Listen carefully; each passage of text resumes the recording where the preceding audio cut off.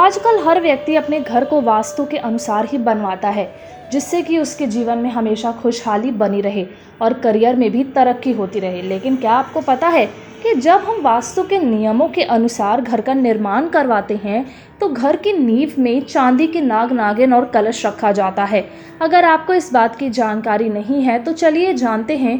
दरअसल घर की नींव रखते समय वास्तु शास्त्र के नियमों का पालन करना बेहद फलदायी माना जाता है। वहीं वास्तु शास्त्र के अनुसार जब भी घर की नींव रखी जाती है तो उसमें चांदी के नाग नागिन का जोड़ा और कलश रखा जाता है।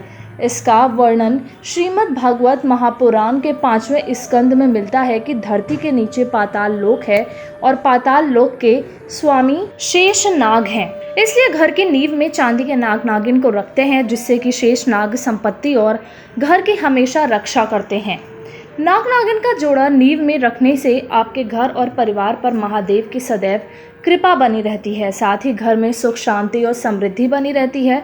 इसके अलावा वास्तु शास्त्र की माने तो नाग नागिन के जोड़े से वास्तु दोषों से भी छुटकारा मिलता है।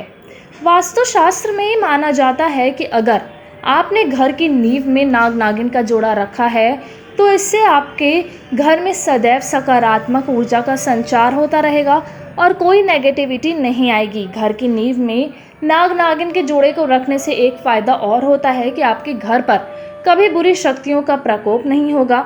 ये आपको नज़र दोष से भी बचा कर रखता है।